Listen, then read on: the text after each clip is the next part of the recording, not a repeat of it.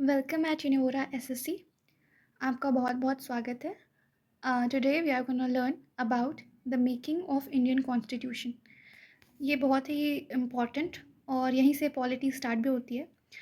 तो चलिए स्टार्ट करते हैं। तो हमारा मेन मोटो होगा, अब डाउट नहीं, सिर्फ क्लैरिटी हमारे पास होगी। So let's begin.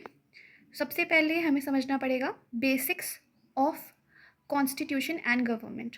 बहुत ही इम्पॉर्टेंट चीज़ है ये। क्या है, चलिए स्टार्ट करते हैं। सबसे पहले हमें कॉन्स्टिट्यूशन समझना है। तो व्हाट इज़ कॉन्स्टिट्यूशन, हम लोग पढ़ रहे हैं, ठीक है, मेकिंग ऑफ इंडियन कॉन्स्टिट्यूशन। तो कॉन्स्टिट्यूशन क्यों ज़रूरी था, इंडिया को कॉन्स्टिट्यूशन क्यों चाहिए था? क्योंकि कॉन्स्टिट्यूशन जो होता है वो देश का बेसिक्स रूल क्या होंगे, देश कैसे काम करेगा वो समझाता है। जैसे a constitution lays out the core ideals of a nation, it's the ultimate rule book. इसका मतलब कि कॉन्स्टिट्यूशन एक ऐसा चीज़ होता है जिसमें कैसे देश काम करेगा वो लिखा रहेगा, कैसे उसके बेसिक्स रूल होंगे, कैसे क्या गवर्नमेंट क्या फॉलो करेगी, कैसे क्या काम चलेगा, वो सारा चीज़ हमारे कॉन्स्टिट्यूशन में लिखा होता है। और इसलिए हमारा कॉन्स्टिट्यूशन बहुत इंपॉर्टेंट होता है और हर कंट्री के अपने अपने कॉन्स्टिट्यूशंस होते हैं। So the tradition of written constitution begin in the US में, हमारा यूएसए में सबसे पहले रिटन कॉन्स्टिट्यूशन का टर्म आया था। और वो आया कब था? 1787। It is very important date, आपको याद रखना है, बिकॉज एसएससी में ये पूछ सकता है यूएसए कौन सा ऐसा कंट्री था जिसने सबसे पहले अपना रिटन कॉन्स्टिट्यूशन दिया था। तो सबसे पहले यूएसए ने अपना रिटन कॉन्स्टिट्यूशन बनाया, फिर बाकी दुनिया उसी चीज़ को फॉलो करने लगी। India's constitution is partially rigid and partially flexible. So यहाँ पे क्या है, ये बहुत ही बार आपने सुना होगा, हर जगह हर टाइम हम लोग यही सुनते हैं, India's constitution is partially rigid partially flexible. तो हम लोग ब्रेक डाउन करते हैं।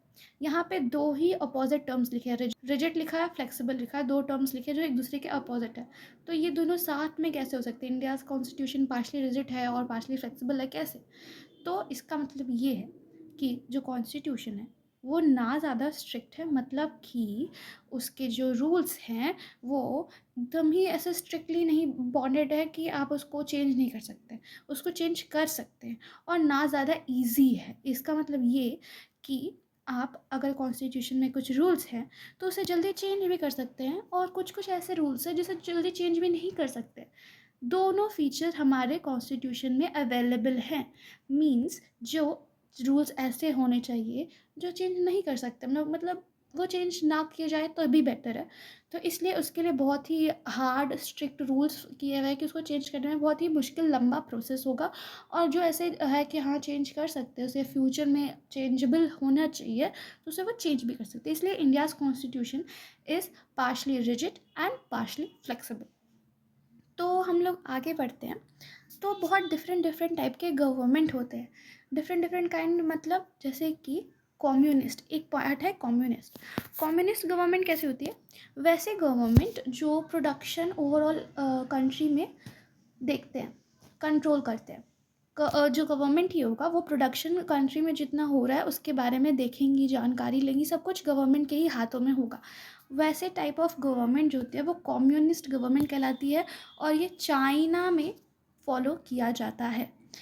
Moving on to the next type of government which is monarchic. Monarchic मतलब ऐसे टाइप ऑफ कंट्री जिसमें जो रूल होगा वो किंग या फिर क्वीन के द्वारा किया जाएगा। मतलब एक किंग होगा या फिर एक क्वीन होगी जो पूरे कंट्री को चलाएगी, तो उसमें मोनार्किक काइंड ऑफ गवर्नमेंट होगी। फिर the next type of government that is oligarchic government.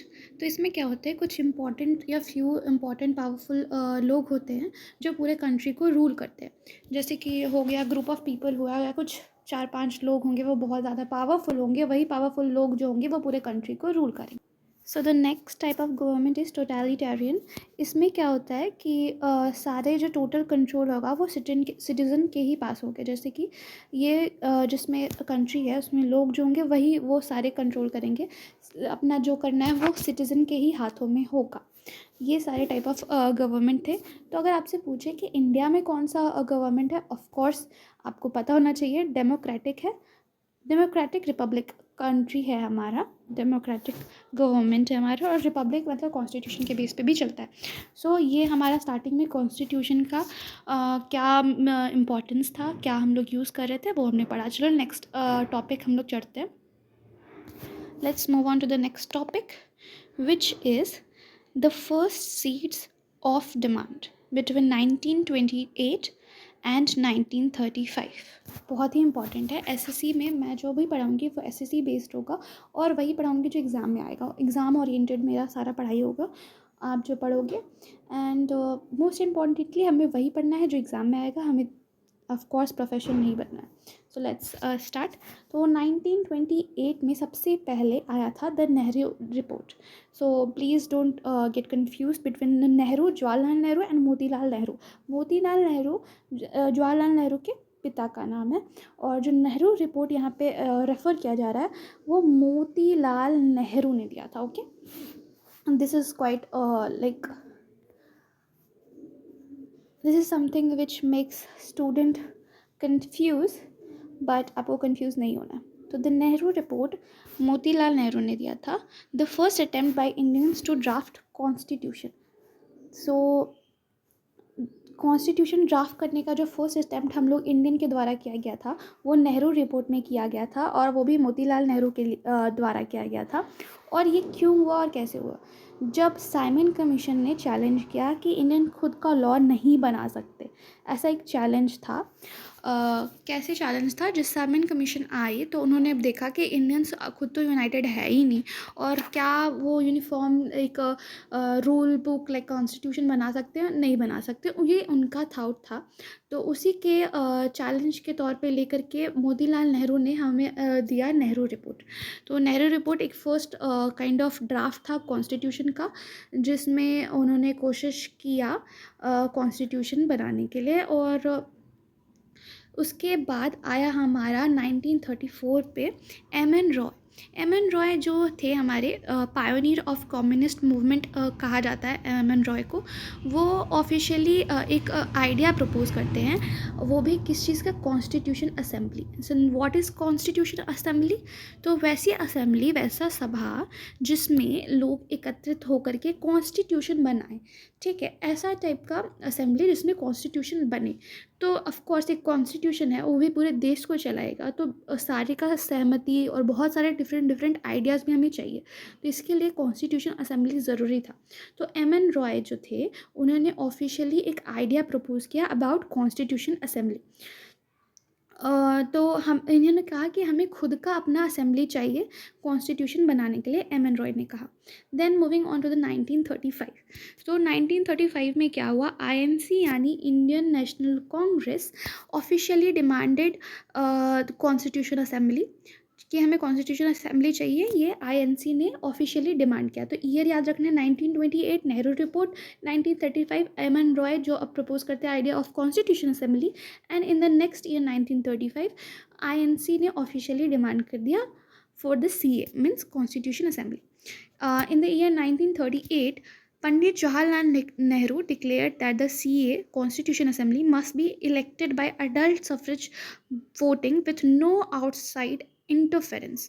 मतलब कि नेहरू जी ने क्लियर कर दिया कि बाहर वालों, ब्रिटिश वालों का कोई इंटरफेरेंस नहीं चलेगा, हम लोग अपना वोटिंग कराएंगे अडल्ट सफरेज के द्वारा. मतलब कि हर एक एरिया में एक रिप्रेजेंटेटिव आएगा हमारा, वो हिसाब से खड़ा होगा और फिर वो कॉन्स्टिट्यूशन असेंबली में आएगा. हमें कोई भी ब्रिटिश का इंटरफेरेंस नहीं चाहिए. ये एक तरीके का हुआ कि सीड बोया गया, बीज बोया गया कि कैसे कॉन्स्टिट्यूशन असेंबली बने. तो स्टार्टिंग यही फेस थे, और यही फेस के द्वारा फिर बाद में जाकर के हमारा कॉन्स्टिट्यूशन असेंबली का फॉर्मेशन हुआ. वो हम लोग आगे पढ़ते हैं. तो मेमोरी में आपको क्या याद रखना है?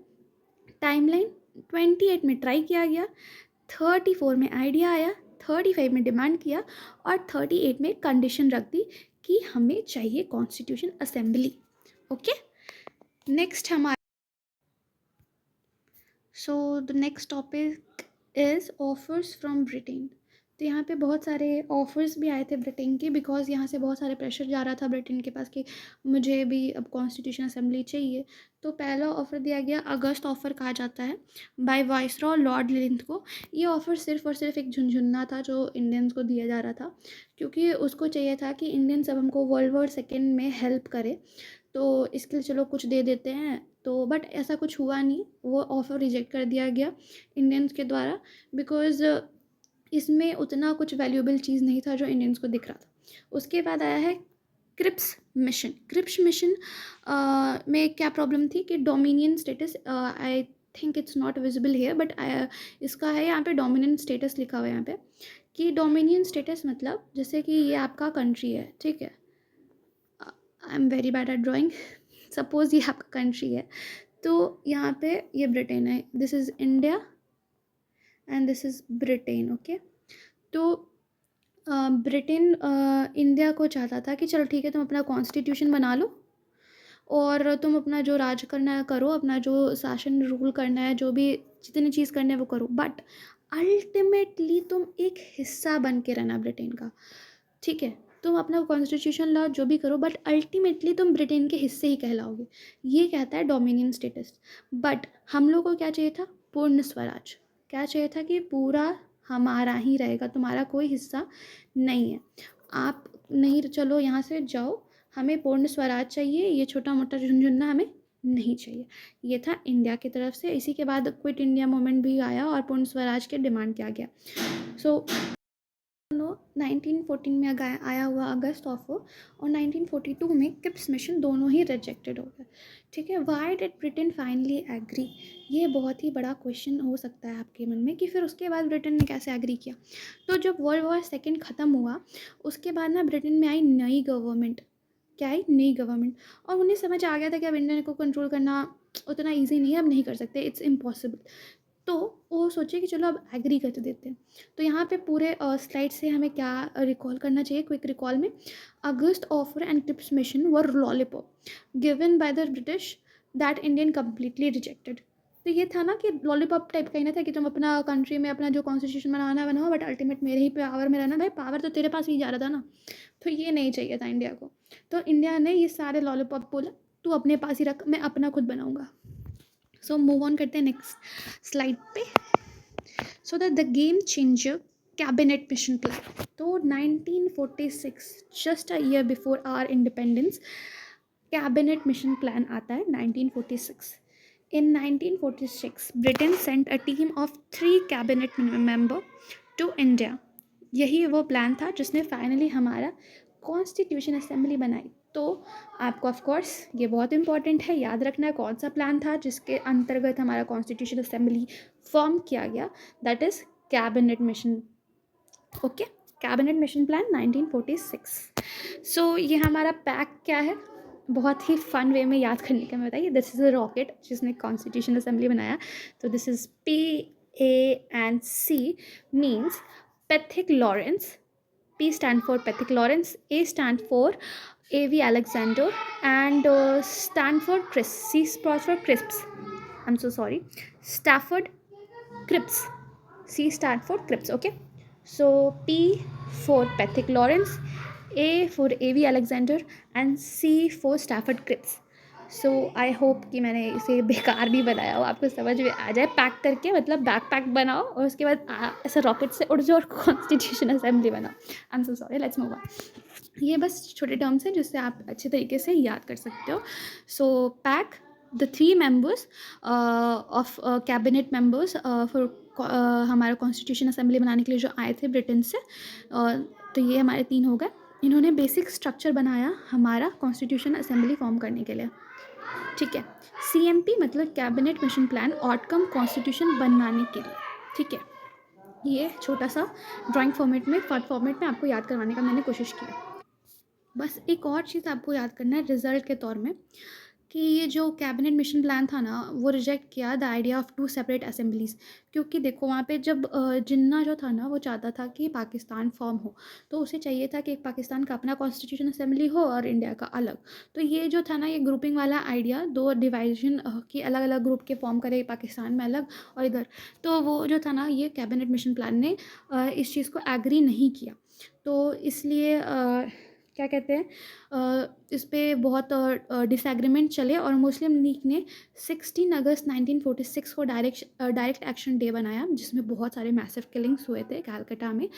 क्योंकि जिन्ना चाहता था कि अलग से मुस्लिम लीग का अपना क्या कहते हैं बने, बट वो ये कैबिनेट मिशन पे नहीं था। स्टार्टिंग में तो उन लोग इंडियन नेशनल कांग्रेस और मुस्लिम लीग दोनों ही एक्सेप्ट कर लिए थे ये चीज़ को, बट फिर बाद में ये ग्रुपिंग वाला आइडिया डिसएग्री हो गया। इसके कारण 16 अगस्त 1946 में डायरेक्ट एक्शन डे बनाया गया, जिस दिन बहुत मैसिव किलिंग हुई थी कलकत्ता और नौखाली में। ठीक है, 3 चीज़ याद रखना हमें, मेंबर कौन कौन थे वो याद करना बहुत ही इंपॉर्टेंट है, याद करिए। फिर कौन सा मिशन था जिसके अंदर कॉन्स्टिट्यूशन असेंबली बनी, that is cabinet mission plan 1946। Let's move on to the next slide. Seat allocation method, ये हम लोग सीट एलोकेशन मैथ्स, कैसे सीट्स बने थे। ठीक है, तो मान लेते हैं दिस इज़ आर इंडिया। ठीक है, मेरा ड्राइंग बहुत ही बेकार है, ये हमारा इंडिया है, अभी का इंडिया, बट पहले तो ऐसे था। मेरे को इंडिया ड्राइंग नहीं करना। सो सीट एलोकेशन मैथ्स कैसे हैं, तो पूरे जो इंडिया में, जैसे कि ये पूरा एक होल इंडिया ले लीजिए, तो जो जो ब्रिटिश के एरिया में थे वो इनडायरेक्टली इलेक्टेड थे, मतलब कि एक रिप्रेजेंटेटिव है और वो एक मतलब एक जगह से एक रिप्रेजेंटेटिव, फिर दूसरी जगह से दूसरा रिप्रेजेंटेटिव, ऐसे करके इनडायरेक्टली इलेक्टेड थे। और जो बाकी प्रिंसली स्टेट, मतलब जहाँ पे राजा वाजा ये सब का जो रूल होता था, वहाँ से 93, मतलब ब्रिटिश इंडिया से टोटल नंबर ऑफ जो इनडायरेक्टली इलेक्टेड मेंबर्स थे वो थे 296। यू हैव टू रिमेंबर, पूरे इंडिया से दो पार्ट में बांटा गया, एक ब्रिटिश इंडिया और एक प्रिंसली स्टेट। एक ब्रिटिश इंडिया, एक प्रिंसली स्टेट। ब्रिटिश इंडिया से आए 296, प्रिंसली स्टेट से आए 93, और जो 292 थे वो गवर्नर प्रोविंस से आए हुए थे और 4 चीफ कमिश्नर प्रोविंस से आए हुए थे। बहुत बेसिक है, याद करना है आपको। एक पूरा टोटल है, टोटल में से ब्रिटिश इंडिया में से 296 और प्रिंसली स्टेट से 93, और उसको भी फर्दर डिवीज़न किया गया, तो 292 गवर्नर प्रोविंस से आया और 4 चीफ कमिश्नर प्रोविंस से आए। मतलब हमारी असेंबली पार्शली इलेक्टेड थी और पार्शली नॉमिनेटेड। इलेक्टेड कैसे थी, ब्रिटिश इंडिया से इलेक्टेड थी, और नॉमिनेटेड कैसे थी, जैसे राजा के, जैसे कि हमारा प्रिंसली स्टेट है तो उसमें राजा राज करता है, और वो चाहता है कि चल ये मंत्री है वो जा कर के वहाँ पर हमारा कॉन्स्टिट्यूशन असेंबली में बैठे, तो वह क्या करेगी, इसे नॉमिनेट किया है ना, नॉमिनेट किया कि इसका नाम दे दिया कि चलो ये तुम चले जाओ। तो इसके हिसाब से हम कह सकते हैं कि हमारा जो कॉन्स्टिट्यूशन असेंबली था वो partially elected and partially nominated था। ठीक है, तो इलेक्शन रिज़ल्ट क्या हुआ, कांग्रेस मेजॉरिटी में 208 सीट्स पाए, और जो मुस्लिम लीग थी वो 73 से माइनॉरिटी में थी, और अदर भी जो कम्युनिटीज़ थे वो 15 थी, मतलब 15 नहीं थी, आई एम सो सॉरी, जो अलग और भी कम्युनिटीज़ थे। और ये सारे सेलेक्टेड में से जितने भी हैं 389 में से 15 वुमेन रिप्रेजेंटेटिव थे। ये बहुत इंपॉर्टेंट है, ये पूछ सकता है कि कितने वुमेन रिप्रेजेंटेटिव थे, तो 15 अमेजिंग वुमेन रिप्रेजेंटेटिव थी इसमें। ठीक है, क्विक रिकॉल, 389 हमारा आया पूरा टोटल, 296 हमारा आया ब्रिटिश इंडिया से, और 93 नॉमिनेटेड रॉयल स्टेट्स से आया। ठीक है, याद कर लीजिएगा, इसे बहुत ही ईजी है। First meeting and key faces. Before I start this I want to tell you कि देखो पार्टीशन भी हुआ था ना, तो पार्टीशन के बाद हमारा 299 सीट्स हो गए थे, टोटल क्या हो गया था 299। ठीक है, कैसे, जो पहले हमारा था यहाँ पे 389, ठीक है, आफ्टर पार्टीशन हमारा हो गया 299, क्या हो गया 299। और एक और चीज़ यहाँ पे मैंने मिस कर दिया आपको पढ़ाना, ये बहुत ही इम्पॉर्टेंट है, इम्पोर्टेंट क्या था कि हर 1 मिलियन पॉपुलेशन पे 1 सीट होगी, मतलब कि 10 लाख लोग पर 1 रिप्रेजेंटेटिव चुना जाएगा। बहुत बड़ा एरिया था ना इंडिया, उसमें अब कितने को लेके आएंगे? तो ऐसे ही 10 लाख के ग्रुपिंग में बांटा गया और हर में से एक रिप्रेजेंटेटिव आए थे। ठीक है, तो ये चीज़ हमें याद रखना है कि आफ्टर पार्टीशन 299 हो गया था। ठीक है, सो लेट्स मूव ऑन। तो आफ्टर पार्टीशन हमारा हो गया 299। सो कॉन्स्टिट्यूशन असेंबली हमारी फॉर्म हो गई। तो चलिए स्टार्ट करते हैं। सबसे पहला जो मीटिंग हुआ था वो हुआ था 9 दिसंबर 1946, just 1 year before our independence. ये याद रखना क्योंकि ये याद करने के लिए एग्जाम में बहुत अच्छा सा याद हो सकता है। The very first meeting, assembly पहली बार मिली बट मुस्लिम लीग ने बॉयकॉट कर दिया। ऑफ कोर्स मुस्लिम लीग ने बॉयकॉट किया, तो सिर्फ उस दिन 211 मेंबर्स आए थे। डॉक्टर सच्चिदानंद सिन्हा ओल्डेस्ट मेंबर थे, इसलिए उस टाइम पे टेम्पररी प्रेसिडेंट बनाया गया। एक फ्रेंच प्रैक्टिस है जिसमें क्या कहा जाता है कि जो ओल्डेस्ट है उसी को हम सबसे ज़्यादा सम्मान दिया जाता है। ये तो हमारे इंडिया के कल्चर में भी है कि जो ज़्यादा मैं बोल रही थी पुराना जो ज़्यादा बूढ़े लोग हैं उससे ज़्यादा हमें देते हैं आदर सम्मान। तो वही आदर के नाम पर या फिर उनका ऑफ कोर्स उनका भी अच्छा रोल था। तो डॉक्टर सच्चिदानंद सिन्हा जो थे उन्हें बना दिया गया टेम्पररी प्रेसिडेंट। ठीक है, जिसे क्लास में टेम्पररी मॉनिटर बनाते हैं ना ओल्डेस्ट से सबसे स्मार्ट बच्चे को, वैसे ही। तो 9 दिसंबर को हमारा फर्स्ट मीटिंग हुआ। असेंबली में मुस्लिम ने बॉयकॉट कर दिया तो 211 मेंबर्स वहाँ पे गए थे। डॉक्टर सच्चिदानंद को हमारा टेम्पररी प्रेसिडेंट बना दिया गया following the French practice. Okay, तो उसके बाद हमारा जो सेकंड मेंबरमेंट जो सेकंड हमारा मीटिंग हुआ वो बस उसके 2 दिन बाद, दैट इज़ 11 दिसंबर बना दिया गया। 11 दिसंबर को बनाया गया किया गया। तो द परमानेंट अपॉइंटमेंट्स दिए गए। प्रेसिडेंट हमारा जो बने वो बने डॉक्टर राजेंद्र प्रसाद। बहुत इजी है ये याद करना बिकॉज हमारे फर्स्ट प्रेसिडेंट भी डॉक्टर राजेंद्र प्रसाद ही है। तो ये डॉक्टर राजेंद्र प्रसाद हमारे प्रेसिडेंट बने। Vice president HC Mukherjee. This is very important, exam में आता है कि प्रेसिडेंट कौन थे, वाइस प्रेसिडेंट कौन थे। So you have to remember president doctor Rajendra Prasad, vice president HC Mukherjee and constitution adviser BN Rao. अगर आप देखें तो बहुत सारे बुक्स में भी ये क्वेश्चंस आते हैं, तो ऑफ कोर्स हम लोग यही करेंगे, याद करेंगे, अच्छे से याद कर लीजिएगा। अब क्लास जो है सेट हो गई प्रॉपर लीडर्स के साथ। तो टेम्पररी सिन्हा और परमानेंट प्रसाद, ये चीज़ याद रखिएगा। सो अब हम लोग चलते हैं नेक्स्ट स्लाइड पर, जिसमें हम लोग पढ़ेंगे ऑब्जेक्टिव रिजोल्यूशन के बारे में, द सोल। तो इसे सोल क्यों कह रहे हैं हम लोग? Why are we calling it as a soul? तो चलिए समझते हैं। तो जो 13 दिसंबर 1946 में जो थर्ड सेशन हुआ उसमें पंडित जवाहरलाल नेहरू ने ऑब्जेक्टिव रिजोल्यूशन दिया कि एक कंट्री का क्या ऑब्जेक्टिव होगा, क्या उसका उद्देश्य होगा, इस काइंड ऑफ रिजोल्यूशन था वो। ये एक स्पीच डॉक्यूमेंट था जिसने क्लियर किया कि हमारा कॉन्स्टिट्यूशन कैसा होना चाहिए। ठीक है, sovereign Republic, equality and justice, इसको समझना बहुत इंपॉर्टेंट है। What is sovereign, what is Republic, what is equality and justice, यहाँ पे 2 टाइम्स इक्वालिटी लिखा गया। सो उसे ध्यान देते। सॉवरेन क्या होता है कि इसका मतलब ये था कि जो अब हमारा इंडिया होगा वो किसी और कंट्री या किसी चीज़ के अधीन नहीं होगा। मींस उसका अपना एक आइडेंटिटी होगा, वो अपना ही रूल करेगा और वो अपना एकमात्र अधिकार चाहता है और वो एकमात्र अधिकार से मिलेगा। मतलब वो सिर्फ इकलौता अपना ही बात मानेगा, किसी और के डोमिनेंस में नहीं रहेगा, कोई और उसका किसी के अधीन कार्य इंडिया नहीं करेगा। That is called sovereign.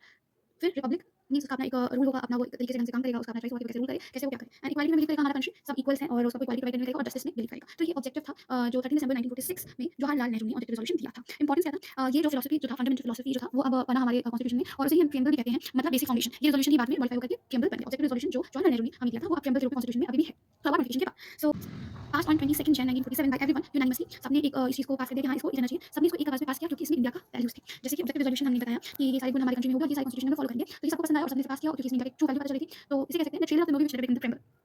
अच्छे से ट्रिक्स आप याद कर सकते हो। So the next topic is the dual rule. दो रूल, कैसे रोल होगा? दो रूल, चलिए बताती हूँ मैं। सो 1947 में, जुलाई 1947 इंडियन इंडिपेंडेंस एक्ट आया माउंट बेटन प्लान के अंतर्गत, जिसमें इंडिया और पाकिस्तान दो अलग अलग देश बन गए। तो दो अब पाकिस्तान का डिवीज़न हो गया। तो जो हमारा 389, एज आई सेड 299 में हो गया था, 389 जब 299 में बन गया, तो ये 299 का जो कॉन्स्टिट्यूएंट असेंबली था उसका दो काम करना पड़ेगा। क्या? एक तो पहले कॉन्स्टिट्यूशन बनाने का सॉरी, और दूसरा लेजिस्लेटिव बॉडी के तरीके से एक्ट करने का, कि नॉर्मल लॉज बनाए कंट्री के लिए, नया नया लॉ कैसे काम करेगा ये वगैरह वगैरह बनाने के लिए दो चीज़ का काम करना है। तो अब ये जो कॉन्स्टिट्यूएंट असेंबली हुआ दो चीज़ का काम करने लगा। पहला कॉन्स्टिट्यूशन बनाने के लिए, I don't know why I am doing this, constitution बनाने के लिए, और दूसरा लेजिस्लेटिव असेंबली के तौर पर। तो ये हुआ dual role of this constituent assembly. पहला मेकिंग ऑफ द कॉन्स्टिट्यूशन, दूसरा making normal laws for the countries. तो जब ये कॉन्स्टिट्यूएंट असेंबली बनता था, मतलब कॉन्स्टिट्यूएंट बॉडी के तौर पे एक्ट करता था, तब उस टाइम पे उसके जो चेयरमैन होते थे, वो जो प्रेसिडेंट होते थे, वो डॉक्टर राजेंद्र प्रसाद होते थे। और जब हमारा लेजिस्लेटिव बॉडी के तरीके से एक्ट करता था, तब उस टाइम पे जब चेयर करते थे, जो प्रेसिडेंट होते थे, वो जीवी मावलंकर होते थे। This is very important and very confusing.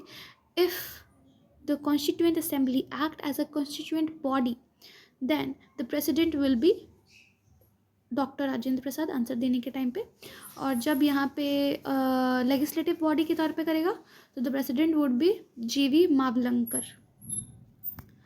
एक ही बॉडी थे, दो काम करते थे। जब मीटिंग कॉन्स्टिट्यूएंट असेंबली की होती थी तब प्रसाद जी हेड करते थे, और जब लॉज बनाती थी तो मावलंकर जी हेड करते थे, और इसी को फर्स्ट पार्लियामेंट ऑफ इंडिया भी कहा गया। Constitution time Prasad, law time Mavalankar.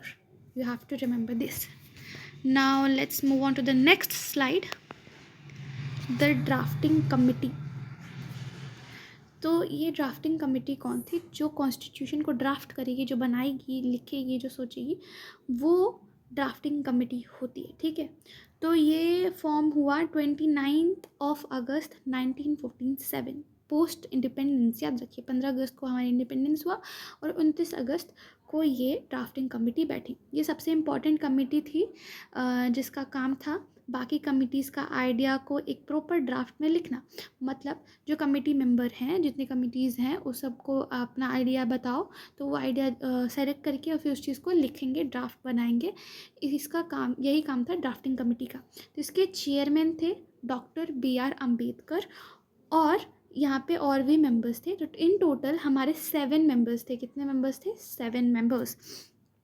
Chairman doctor BR Ambedkar, और जो 6 मेंबर्स थे वो थे KM मुंशी, सदोला, माधवराव,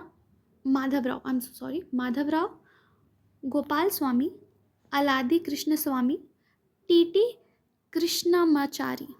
ओके, ये हमारे 6 और मेंबर थे।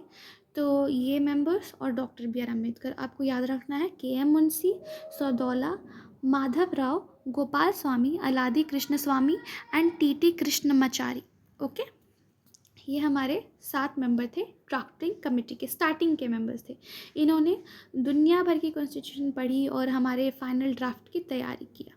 टोटल टाइम टेकन जो कॉन्स्टिट्यूशन बनाने के लिए था वो था 2 साल 11 महीने एंड 18 दिन। अगर याद नहीं रह रहा तो लिख दीजिए सिंपली 3 साल में 12 दिन कम। 3 साल में 12 दिन कम, ऑलमोस्ट 3 साल लग गए थे इतने बड़े एंड डिटेल डॉक्यूमेंट बनाने में। सो इसमें कितने सारे अमेंडमेंट्स हुए, मतलब कि बदलाव हुए? 7635। कितने सारे बताइए। तो इसे, हमारा जो कॉन्स्टिट्यूशन होता है ना, उसे कहते हैं वर्ल्ड्स लॉन्गेस्ट रिटन कॉन्स्टिट्यूशन।